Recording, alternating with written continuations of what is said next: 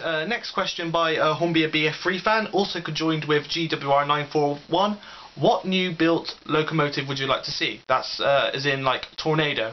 What locomotive basically would you like to see resurrected from the dead? There's quite a lot of locomotives that sadly vanished with the Beeching Act. The modernisation plan and stuff. Obviously from steam to diesel. But one I would be very, very interested to see, and I'm sure it would never ever happen because it's just totally outrageous. But it'd be quite interesting to see an LMS Bear Garrett. Now that would just be hilarious pulling rail tours. I mean, that would just be phenomenal. But yeah, well, there you are, LMS Bear Garrett. Next one. What? Stupid screen again. Come on. Let's check. What other hobbies do you have apart from trains? Now, well, I have to think hard for this one. Hold it one moment. Oh yeah, but basically, yeah, I do enjoy a bit of gaming. I have Xbox 360, and basically just like all the the average games like Call of Duty, GTA. I especially like Call of Duty Zombies. I'm probably pathetic on it. I'm probably the one that you'll see crawling around on the floor saying revive me. But yeah, I like that sort of stuff. Can't wait for the new GTA 5, by the way, as I'm sure quite a few of you are. Favourite TV show? I would say that's quite hard, but I would say Top Gear. Top Gear is pretty funny, and it's just basically just family fun, that is. Although it's probably not family fun, but anyway. Favourite film? Now, favourite film. I'm not really a film sort of person. The films I do seem to watch are the older films, the better films when films were films sort of thing, not like the modern horror and all that sort of stuff. I'm not really into that sort of thing. So I would go ahead and say Titfield Thunderbolt. Foxcell has put, why do I like the Sunset of Dorset so much? Well, basically, the reason why I like the Sunset of Dorset so much, just let me check, it's not referred to as another question. Oh yeah, it's also, this question is also, a similar question is also asked by Fowler7F, who's what's the best thing about the Somerset Dorset?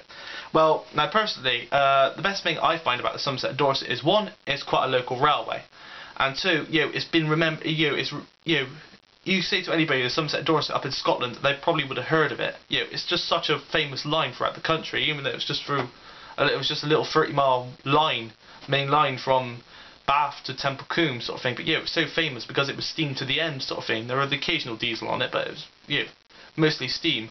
But the thing I like about it the most was just the range of stock you had on that line. I mean, you had Midland, Southern, you had Great Western, although that was quite hated by the people because they saw Great Western as the end of the line, sadly.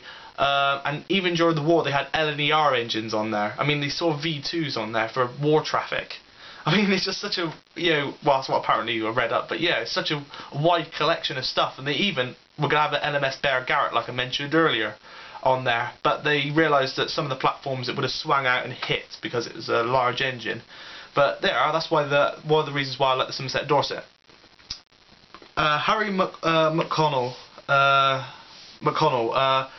how do you control your layer, DCC or DC? Well, my layer is DC, as so will Compton Martin, because the cost is to digitalise these engines, and to the chips, once you digitalise the engine you can't run it on analog, although Batman have now invented a chip which you can, which is good, so you're maybe thinking about it a bit more. Compton Martin can be modified because I do have a DCC train set, but I haven't used any of the, haven't used it on the main layer yet. I'm thinking of using it on the incline line because it's separate to everything else.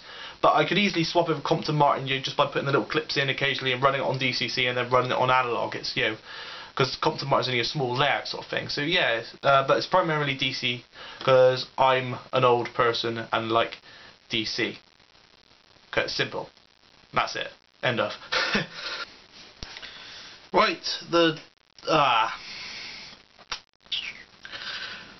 sorry, I'm going to pronounce your name wrong again. The Domin Def 16. Sorry, your name again. Whether you're having trouble pronouncing your name again. Do you fancy having to go at Egggage? Well, yes, I do have some Egggage stock. I wouldn't say I would heavily invest in it. because I love double Egggage, but I do have some Egggage stuff. I have a pannier tank and an 08 shunter, and I think there's a 33 in there as well, which is part of my granddad's stuff.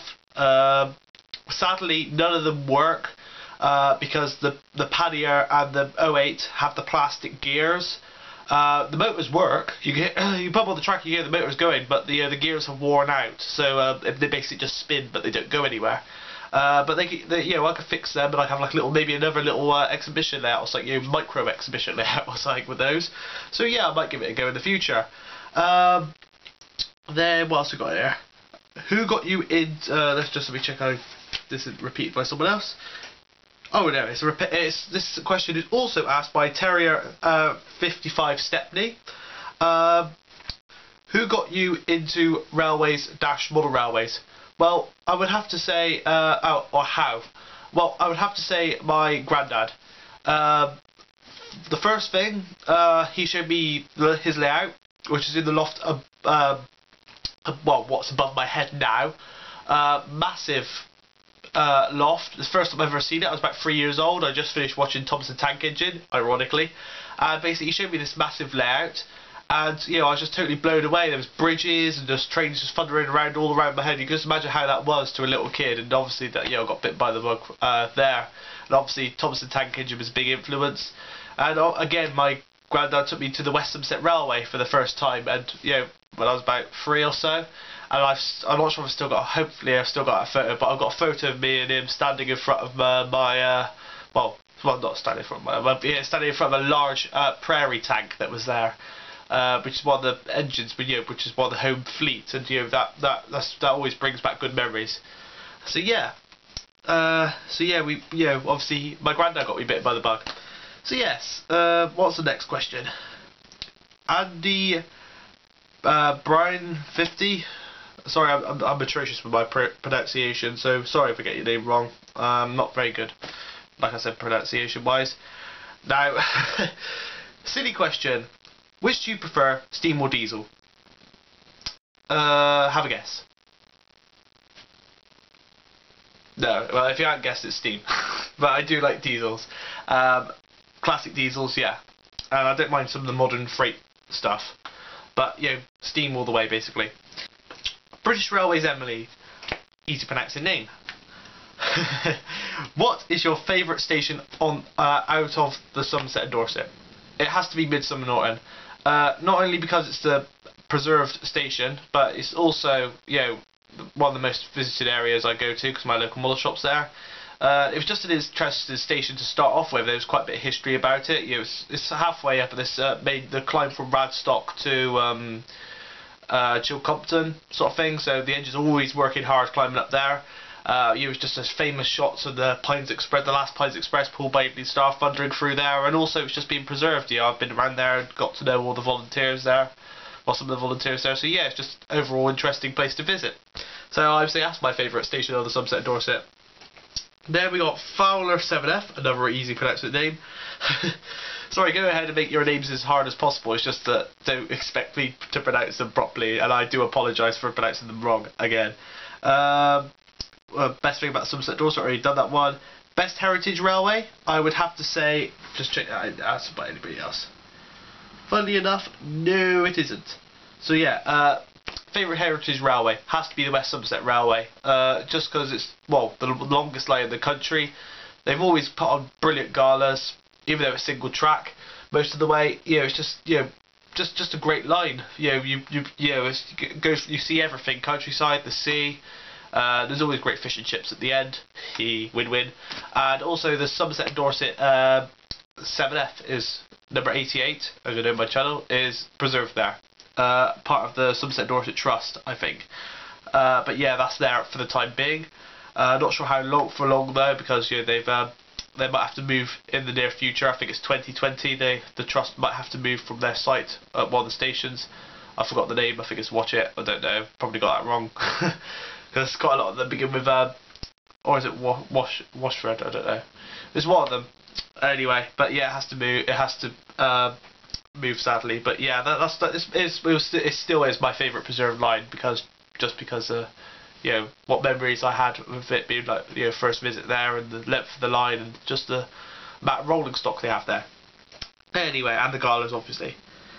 There we got, what is your best grouping company? Does Somerset Dorset Joint Railway count? I'm not sure. If it was the big brands, the big four, I honestly do not know. I did go for a big phase where I got loads of LNER stuff, because I was building an LNER layout originally before all the Somerset Dorset stuff came out. And but yeah, that'll also be answered in a later question. But yeah, I can't honestly choose. You know, they both, all four of them have brilliant engines. What we got there? Then we got 1250 LNER. What made you sign up to YouTube? Well, just curiosity really, to see how popular my videos would become. Like I said, it was a year, a couple of days ago. It was part of the 1 year series, and I thought maybe a couple of views, maybe 3 subscribers, 100 views throughout the whole year. Be interested to see how many people, if I get one comment on my layout in a year, saying, oh, nice layout or something. Didn't expect it to become this big, but I'm certainly glad it did, because obviously I'm really enthralled in this. And I find it really interesting. I've got to know quite a few of you, sort of thing, and maybe in the future we can meet up at a few events or something. Like I've already met GWR 941, and hoping to do that again this year at the Swindon Railway Festival if you're going. It's a very, very good event, so if you're going there in September, hope to see you there. Got Arriver Trains Wales fan. What made you do steam era instead of present day? Well, one, because I like steam engines more, but two, I do present day, as will be shown in some of my reviews that are to come of modern image stock. I don't mind it, honestly.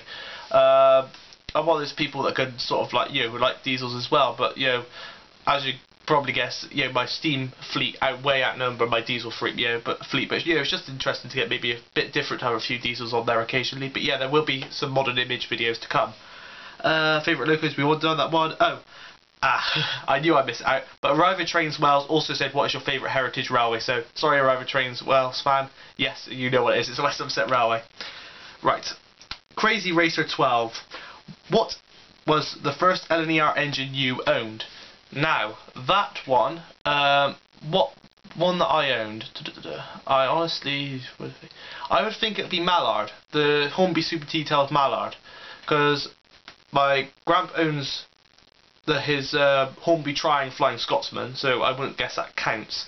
But first engine, LNER engine, would probably most likely be Hornby Super Detailed Mallard, followed by it'd be the B12.